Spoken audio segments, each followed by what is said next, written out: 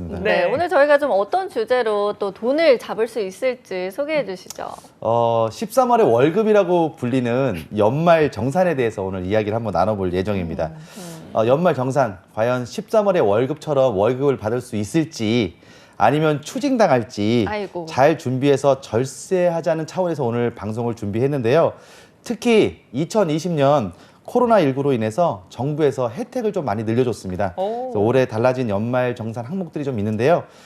오늘 절세 특집으로 오늘 직장인들을 위해서 준비했으니까 2020년도에 달라진 연말 정산을 오늘 잘 들어보시고 준비하시길 바라겠습니다. 네, 아니 저는 연말정산 생각하니까 뭔가 돈을 좀 돌려받을 수 있지 않을까라는 생각이 기쁘면서도 네. 아, 연말이 왔구나. 너무 슬픕니다. 그러니까. 연말이 온 거는 제가 제일 슬프죠, 이 중에서는. 아, 왜요?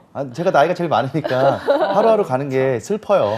그러니까요. 네. 아니 저희가 사실 연말 되면 예전에는 막 마냥 즐겁기만 했는데 이제는 시간이 너무 빨리 간다 이런 생각 들더라고요. 본인 나이에 곱하기 속도라고 하잖아요. 네, 그래서 지금 여러분들보다는 제가 좀 더 빨리 가고 있는데 그래도 연말 그냥 허투루 보낼 수는 없습니다. 그쵸. 잘 준비해서 내년도에 좀 이렇게 세금 잘 돌려받을 수 있도록 오늘 방송 잘 들어주셨으면 좋겠습니다. 네. 실제로 뭐 월급만큼 네. 연말정산 돌려받는 분도 계시겠지만 돌려내야 되는 분들도 계시잖아요. 네, 그렇습니다. 네. 인생 살아가면서 소득이 있죠. 네. 저는 대학원에서 세금 공부를 했어요. 오. 예, 근데 제가 이제 세무사 저희 클래스가 세무사가 19명, 제가 1명. 그래서 오. 제가 금융회사 지점장 할 때 이제 20명이 한 클래스를 들었는데 정말 한 5학기를 다녔는데 알아듣지를 못하겠더라고요. 어. 근데 제가 대학원 다니면서 정말 수천만 원을 쓰고서 배워온 게 하나 있습니다. 맞아? 예, 그게 바로 모든 소득에 세금이 있다. 요거 배워나가지고 나왔거든요. 아. 예, 소득이 있는 곳에 반드시 세금이 있어요. 어. 근로소득이면 근로소득세를 떼고요. 그 다음에 뭐 연금 소득이다. 그럼 연금 소득세를 떼고. 그래서 소득이라는 말 앞에는 항상 세금이 붙는다. 이렇게 보시면 될 것 같습니다. 때문에 직장인은 급여를 받을 때 급여 소득세를 뗍니다. 두 가지 세금을 떼는데요. 여기 이제 국세청에 가서 혹시 신고해 본 적 있으세요? 네, 있죠. 아니요. 근데 저는 이게 대신 대부분 이제 맡겨서. 근로소득은 네. 국세청에 가서 신고를 하지 않습니다. 아. 예, 대부분 떼고 회사에서. 받죠. 네. 떼고 받죠. 그걸 떼고 받는 걸 우리가 강제징수한다 이렇게 얘기하는데 강제징수한다고 하면 또 기분 나쁘잖아요. 그래서 원천징수한다 해가지고 원천징수를 통해서 회사에서 세금을 떼고 여러분에게 돈을 줍니다. 그러면 우리는 세후소득이라는 이름으로 세금을 받게 되는 거죠. 그때 세금을 떼는 게 바로 소득세. 모든 소득에 세금이 있으니까 근로소득세를 떼는 거고요. 그 근로소득세의 10%를 추가해서 지방소득세를 해가지고 이렇게 10%에 또 추가 10%를 해가지고 세금을 뗍니다. 회사가 그러면 그 뗀 세금을 가져가냐? 그게 아니라 회사는 국세청에 이 세금을 신고합니다.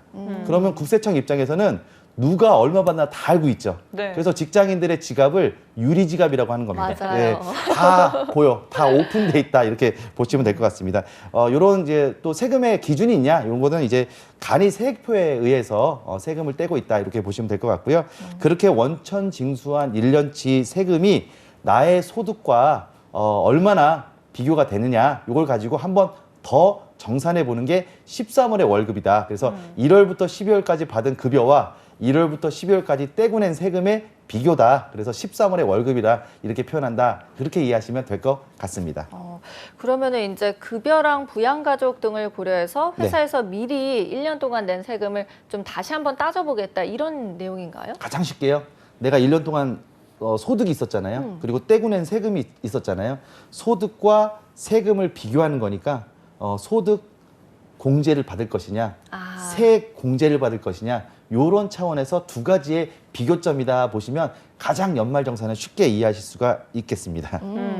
그런데 여기서 1년치 세금이 나의 소득 대비 얼마나 적절한지. 근데 여기서 얘기하는 소득이 네. 순수 소득인 건지 아니면 거기서 내가 소비한 걸 뭐 다 빼고 한 소득이 이 소득의 의미가 어떤 소득. 거예요? 소득은 일단 기본적으로 세금을 떼고 받은 소득이니까 그 소득과 세금을 비교하는 거라고 보시면 될 것 같아요.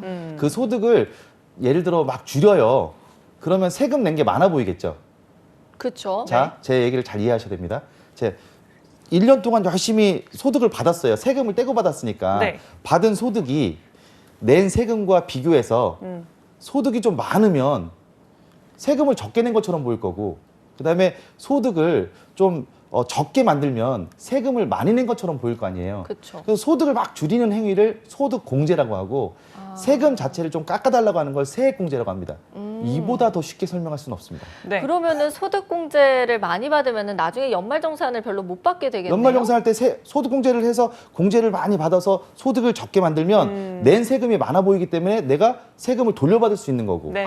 그렇죠? 세금 자체를 깎아주세요. 그래도 세금 자체가 이제 없어지는 거니까 내가 나중에 받을 수 있는 세금이 네. 많아지는 거죠. 그러니까 많은 사람들의 목표가 그 소득을 좀 작게 보이게 해서 환급을 맞아요. 많이 받아야 되는 거예요. 맞습니다. 그러면 정확하게 어떻게 이해하셨습니다. 저희가 좀 해야 될까요? 준비를. 예. 일단 신용카드 쓰는 거, 그러니까 소비 진작을 위해서 이제 공식적인 소득이 이제 우리 공식적인 소득 대비해서 이제 공식적인 지출이 바로 신용카드, 그리고 현금 영수증, 그리고 보험료, 의료비, 기부금 등 항목이 있는데 이런 것들에 대해서 우리가 소득공제 항목을 할 수가 있습니다. 그 대표적으로 소득공제 항목은요, 네. 말씀드린 대로 신용카드, 체크카드 있고 현금 영수증이 있고요. 그래서 현금 쓰고 나올 때 영수증 발행하시겠어요?라고 했을 때 그냥 나오시는 분들이 간혹 있어요. 네. 이런 것들도 미리 영수증 발행하겠어요?라고 하면 사업자로 하시겠어요? 개인으로 하시겠어요? 그러면 두 분 다 개인이시기 때문에 개인 주민번호를 치시면 국세청에 바로 현금 얼마 썼다 바로 올라가게 됩니다. 그리고 대중교통 타는 거, 전통시장, 도서 및 공연, 박물관, 미술관, 입장료 등이 소득공제 항목입니다. 네. 그런데 이 소득공제와 관련해서 이번에 좀 바뀐 게 있다고 들었어요. 네. 소개해 주시죠. 일단 소득공제는요, 신용카드가 가장 메인입니다. 그래서 신용카드를 우리가 좀 중점적으로 봐야 되는데 네. 신용카드의 경우 원래 공제율이 한 15%였고요. 체크카드와 현금 영수증은 30% 소득 공제를 받을 수가 있었습니다. 지금 표에서 보듯이 그렇게 되어 있고, 그다음에 도서관, 공연, 박물관, 미술관 사용부는 30%, 그리고 전통시장과 제로페이, 그리고 대중교통의 경우 40%의 소득 공제를 받을 수 있었는데 올해 연말 정산의 가장 큰 특징은 카드 소득 공제가 소비 시기에 따라서 대폭 확대됐다는 것이 가장 큰 특징입니다. 오. 네, 표 보시면 네. 3월 보면 기존으로 이제 15% 주던 거를 3월에는 30%, 그러네요. 그다음에 선불, 직불카드, 현금 영수증은 2배, 60%까지 공제를 해주고요. 도서, 공연, 박물관, 미술관 사용부는 60%까지, 그리고 전통시장과 대중교통 사용부는 80%까지 3월 것만 해주는 건데요. 4월에서 7월은 또 극심한 소득이 없었던, 그리고 지출이 없었던 시기였기 때문에 일괄 80%까지 적용을 해주고 이제 그 이후에는 다시 기본과 돌아간다, 이렇게 말씀드릴 수가 있겠습니다. 네. 이게 코로나19 상황 때문에 이례적으로 이렇게 바뀐 거죠? 맞습니다. 올해 1년만 이렇게 한시적으로 이렇게 해준 겁니다. 네. 게다가 이번에 소득공제 신용카드의 경우에 한도액도 좀 상향이 된 것 같아요. 상향이 뭐 한 30만 원 정도 됐다고 보시면 될 것 같고요. 기존 소득공제 한도액이 총 급여 구간에 따라서 총 소득이 7천만 원 이하인 경우에는 최대 300만 원까지 소득공제 받을 수 있었고, 소득이 7천만 원 이상 1억 2천만 원, 이렇게 소득 구간을 둬요. 250만 원, 그리고 총 소득이 1억 2천만 원이 넘어가는 경우에는 최대 공제액이 200만 원이었는데 거기에 30만 원씩을 더 붙여서 각각 상향 조정됐다, 이렇게 보시면 될 것 같습니다. 그러면 이렇게 뭐 소득 공제율도 올라가고 확대되고 또 한도액도 상향이 됐는데 연말정산에서는 어떻게 좀 차이가 일어난다고 볼 수 있을까요? 네, 제가 예를 들어 설명드리는 게 가장 좋을 것 같아요. 지금 이제 그래프 보시면 총급여 4천만 원 근로자인 A씨, 네. 요분의 예를 한번 들어보도록 하겠습니다. 매달 100만 원씩 신용카드를 썼어요. 근데 이 100만 원에 예를 들어 이런 거예요. 현금 서비스로 100만 원을 매달 썼다. 그거면 소득공제 항목에 들어가지 않습니다. 그렇죠. 항목이 있습니다. 그래서 전액 일반 사용분으로 가정했을 때 소득공제 금액은 160만 원으로 지난해보다 130만 원 늘어났다, 이렇게 말씀을 드렸고요. 공제율이 15%이 15%인 3월과 4월에서 7월엔 각각 30에서 80%로 확대됐습니다. 그래서 이렇게 지금 조정된 게 이제 표에서 보이고 있는데, 여기서 주의할 점이 하나 있어요. 네. 카드 소득 공제는 사용액이 연간 최저 사용 금액이 본인 급여 곱하기 25%. 그러니까 내가 연봉이 4천만 원이다. 그러면 거기에 25% 하면 1,000만 원이죠. 네. 그 1,000만 원을 일단 카드로 써서 초과를 해야 카드도 소득공제 항목에 들어가는 겁니다. 어느 예를 들어 정도 일단 써야 되네요. 네, 써야 되는 거죠. 이게 쓰지 않고서 뭐 900만 원까지 썼다 그러면 안 되는 거죠. 근데 이제 만약에 뭐 9월까지 내가 한 900만 원 정도를 썼다. 그러면 나머지 10월부터 한 12월까지 연말까지 100만 원 더 쓰게 생겼다. 그러면 1000만 원을 넘게 되는 거죠. 그쵸. 그러면 소득공제 항목을 얼어 이제 카드로 소득공제 항목을 받을 수 있게 되는 거죠. 그럴 때는 항목이 더 커지는 거. 아까 표에서 보듯이 우리 연말까지 그 공제액이 한 2배 이르는 직불카드, 체크카드 같은 걸 쓰면서 가면 훨씬 더 유리하다. 그리고 전통시장과 대중교통, 도서, 공연, 박물관, 미술관 사용액은 한도액과 무관하게 각각 100만 원까지 소득공제가 가능하기 때문에 한도액 이상 소득공제를 받을 수 있습니다.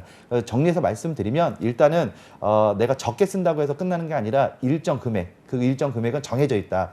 총급여, 1년 동안 받은 총급여에 곱하기 25%를 초과하는 분에 대해서 이렇게 적용을 받는다라는 부분을 이해하시면 될 것 같습니다. 네. 1200만, 4천만 원 중에 1200만 쓰면 괜찮은 거죠, 이 정도면? 그렇죠. 괜찮죠. 네. 근데 이제 3600까지 썼을 때는 한도가 있네요. 한도가 그 있습니다. 이상으로 예, 올라갈 수가 그렇죠. 없네요. 네. 그냥 인생 자체를 카드로 다 썼다 하더라도 한도가 있기 때문에 다 해주지 못한다. 바로 이해하셨네요. 예, 그렇게 보시면 될 것 같습니다. 네, 알겠습니다. 자, 이렇게 소득공제가 무엇인지 저희가 짚어봤고요. 이번엔 세액공제에 대해서도 좀 알려주시죠. 사회초년생이나 직장인 이제 30대 애들 같은 경우에 조금 소득공제보다 세액공제가 유리할 수가 있어요. 세금 자체를 깎아주는 거니까. 그래서 세액공제란 이미 정해진 세금에서 일부 부분을 이제 차감해 주는 겁니다. 그래서 연금 계좌 세액공제가 있고요. 보험료, 의료비, 교육비, 기부금, 월세 등이 이에 해당하는데요. 연말 정산 세액공제 항목으로 자녀 세액공제가 커요. 기본공제 대상으로 7세 이상 사람 수에 따라서 인적공제를 받을 수가 있습니다. 1인의 경우에 15만 원, 2인은 30만 원, 3인은 60만 원, 4인은 90만 원으로 2인을 제외하고 2인부터 30만 원씩 추가된다 이렇게 보시면 될 것 같습니다. 연금 계좌 세액공제는요. 연금 저축을 하면 일정 금액을 세액 공제해주는 제도인데요.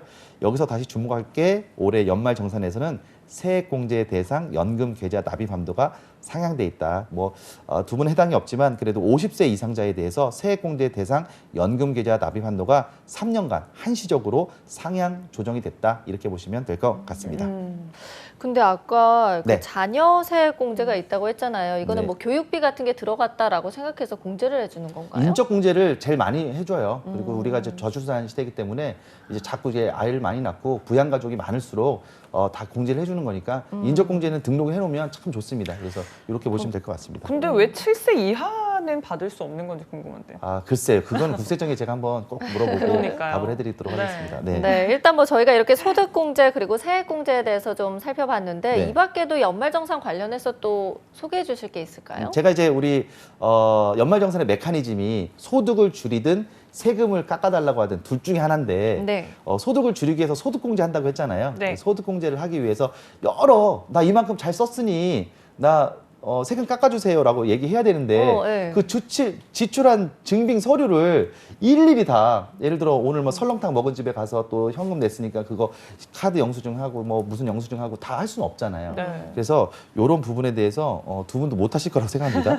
1년 동안 소비한 내역을 일일이 자료로 제출하기가 쉽지가 않죠. 그렇기 때문에 국세청에서 영수증 발급기관으로부터 자료를 수집해서 한 번에 정리해 줍니다.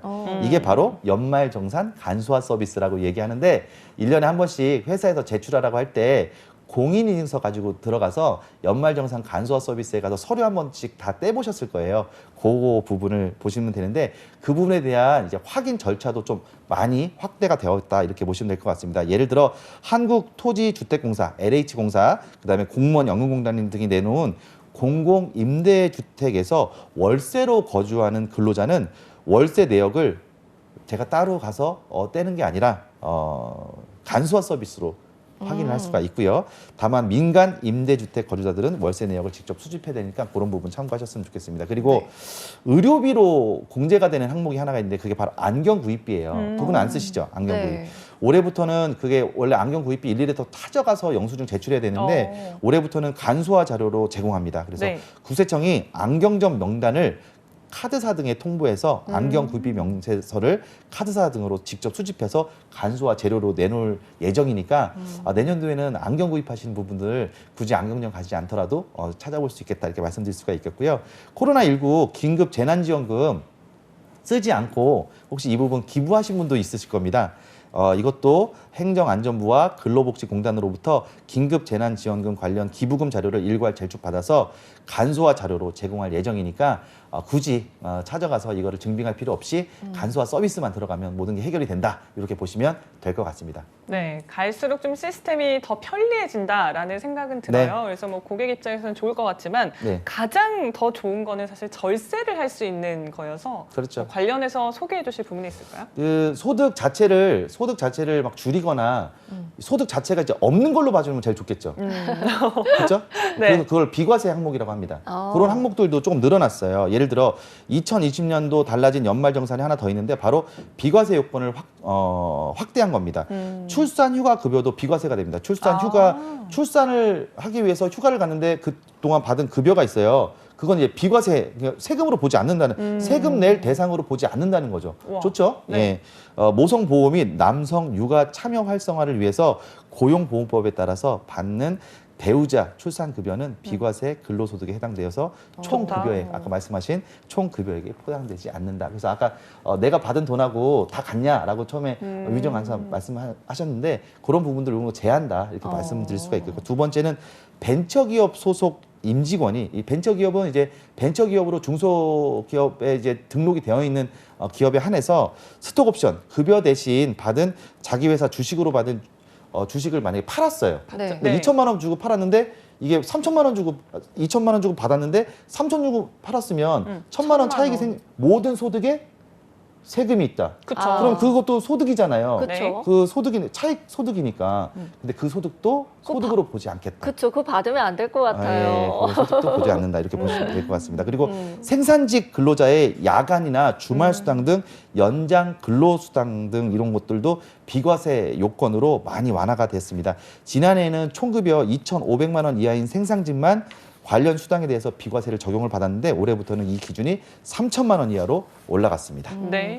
아니 확실히 뭐 직장인들이 받을 수 있는 혜택이 좀 많아졌다라는 생각이 드는데 저희는 여전히 배고픕니다. 혹시 더 많은 혜택, 효과들이 있을까요? 네, 경력 단절 인정 사유에 대해서 결혼 자녀 교육을 추가하고요. 경력 단절 기간 및 재취업 대상 기업 요건이 또 완화되었습니다. 이 표를 보시면 2020년 1월 1일 이후 재취업하여 지급받은 소득분부터 적용을 하는데 과거에는 이제 현행 임신, 출산, 육아 경력 단절 인정 사유는 임신하거나 출산하거나 육아만 되었는데 올해부터는 결혼이나 자녀 교육도 추가를 해서 이 확대폭이 좀 늘어났고요. 경력 단절 기간도 퇴직 후 3년에서 10년이었는데 퇴직 후 3년에서 15년으로 그 기간도 5년 더 늘어났습니다. 재취업 요건도 동일 기업만 가능했는데 동종 업종으로 이렇게 확대가 되었으니까 경력 단절돼서 지금 현재 있으신 분들은 이런 부분을 참고하시면 좋을 것 같다 말씀드리고 싶습니다. 네. 자, 이렇게 2020년 달라진 연말정산 항목들에 대해서 저희가 살펴봤습니다. 네. 혹시 지금 앞둔 직장인 여러분들에게 이것만큼은 좀 확인하세요 하는 부분이 있을까요? 벌써 정리할 건 아니죠? 그럼요. 예, 계속 예, 말씀해 예. 주시죠. 예, 그래서 부양가족이 있다면 아까 그 인적공제가 제일 좋다고 했잖아요. 네. 부양가족이 있다면 부양가족을 국세청 연말정산 간소화 서비스에 좀 등록을 미리미리 해놓으시는 게 좋겠다라는 말씀 드립니다. 아, 이걸 등록을 해야 되나요? 네, 그렇습니다. 연말정산에서 그렇죠. 내가 누구랑 사는지 모르니까 그렇죠. 아, 국세청에도 모르지. 아, 예, 그렇구나. 예, 모릅니다.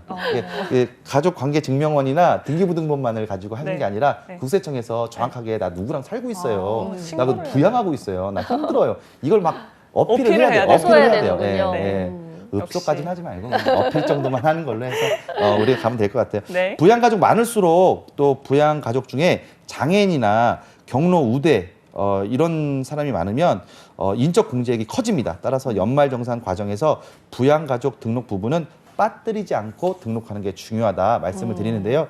부양가족 공제 대상 요건은요. 만 60세 이상의 직계 존속, 만 20세 이하의 직계 비속. 그러니까 60세 이상 먹은 직계 존속, 내 손으로부터 위에 계신 분들, 만 20세 이하의 직계 비속 또는 입양자, 만 20세 이하 혹은 60세 이상의 형제 자매일 경우에 해당합니다. 부양가족까지 등록하고 나면 근로자의 소득공제 및 세액공제 신고서가 별도로 출력할 일 없이 홈택스에 자동으로 작성이 됩니다. 네. 좋죠? 네. 건강보험, 국민연금, 뭐 보험료, 의료비, 교육비, 신용카드, 직불카드 말씀드린 현금 영수증, 개인 연금 저축, 주택 자금, 주택 마련 저축, 장기 집합, 투자증권 저축, 소기업 공제 부금, 기부금 등 주요 소득 공제 및 세액 공제 합세액이 모두 정리가 돼서 이제 우리 국세청 연말정산 간소화 서비스에 정리가 됩니다. 내년 1월 돼서 그걸 그대로 다운받으시면 돼요. 네. 아주 쉽습니다. 다운받으셔가지고 세무대리인 또는 회사 총무과에 제출하시면 연말정산 받으실 수 있습니다. 네, 아니 지금 대표님께서 이렇게 공제 대상을 쭉 말해 주셨는데 사실 네. 뭐 20세 이하 그리고 60세 이상에 대해서는 굉장히 잘 되어 있는 것 같은데 네. 그 사이에 있는 저희 같은 사람들은 뭐 없나요? 혼자 사는 사람들 좀 아쉽죠. 자매끼리 사는 경우에도 20세 형제자매. 이상이면 안 되는 예, 거잖아요. 예, 그렇습니다. 그죠? 예. 자매를 내가 좀 부양하고 있다 이렇게 되면 좋은데 그렇게 좀 어렵습니다. 어쨌든 그러네요. 그러니까요. 이거는 이제 아무래도 가정을 이루어 가지고 그 가정을 이루면서 내가 이렇게 썼다라는 것을 좀 확대해서 공제해주기 위해서 이런 제도가 만들어지지 않았나 이런 생각을 합니다. 그래서 네. 정상적인 이제 신혼생활과 이제 결혼생활을 하시면서 아이 낳고 하시면서는 충분히 이런 부분 공제 받을 수 있으니까 혼자 살 때 조금 어렵다라는 부분은 좀 참고 잘 이겨냈었으면 좋겠다는 바람입니다. 네, 확실히 뭐 그 나이에는 열심히 일해라 뭐 이런 메시지가 네. 함께 담겨 있지 그리고 않을까요? 이제 공식적으로 써라. 공식적으로 공식적으로 써라. 써라. 비공식적으로 쓰지 말고 공식적으로 내 급여의 25% 이상을 신용카드로 써라. 그러면 충분히 소득공제 해주겠다. 네. 그다음에 연금 저축 열심히 들어서 노후자금도 마련하고 그다음에 안경이나 의료비도 열심히 또 했는데 또 눈이 계속 나빠지고 있는데 그 부분도 공제해주겠다 이런 의지가 아마 이 과세 관청의 의지에 네. 담겨져 있지 않았나 이렇게 생각이 듭니다. 그러면은 사실 저는 렌즈를 끼는데 이거 다 포함되는 아 건가요? 렌즈 안 안경 돼요. 구입비. 제가 왜 렌즈인데 렌즈는 안 돼요? 글쎄요 렌즈가 안 되더라고요. 예. 이것도 조금 말씀해 주시면 안 돼요? 구세청에? 제가 네, 아까 전에 그 같이 해서 한번 말씀해 주세요. 그동으로 들어가 한번 해보겠습니다. 네, 점점 역할이 막중해지고 계십니다. 어떻게 네. 좋은 데로 가야겠네요, 제가. 네, 좋습니다. 네, 저희가 이렇게 좀 연말 정산에 대해서 이야기 나눠보고 있는데 네. 또 미리 보기 서비스가 있다고 합니다, 네. 대표님 소개해 주시죠. 내년에 돼서 이제 1월에 돼서 연말정산 간소화 서비스 들어가는 거 정상적인 이제 연말정산 받기 위해서 들어가는 건데 벌써 이제 이 방송 듣고 두 분 관심이 있으실 것 같아요. 그래서 국세청 홈택스 들어가 보면 열흘 전에 연말정산 미리 보기 서비스가 준비돼 있어요. 그래서 9월까지 썼던 카드부터 시작해서 내가 연말을 어떻게 계획해야 될지 모든 게 항목이 나와 있습니다. 오. 10월 30일 날 오픈되었는데 연말정산 미리 보기 서비스에는 9월까지 신용카드 사용액이 제공되어서 올해 남은 기간 추가로 사용 예정인 금액을 입력하면 예상 세액을 미리 계산해 볼 수 있다. 내가 받을지 아니면 내가 연말정산을 통해서 세금을 돌려받을지에 대해서 미리 볼 수 있습니다. 국세청 홈택스 우리 포털 사이트에다가 국세청 홈택스라고 들어가셔서 공인인증서 하나씩 가지고 계시죠? 그걸로 로그인 하시면 1월부터 9월분 신용카드 등 사용액 이미 다 들어있습니다. 그리고 10월부터 12월 사용 예정 금액과 총 급여액도 입력하시고 부양가족 아까 말씀드렸죠? 부양가족 수 그다음에 각종 공제 금액 등을 수정해서 입력하면 예상 세액들이 계산이 됩니다. 이런 것들 참고하시면 좋겠습니다. 네.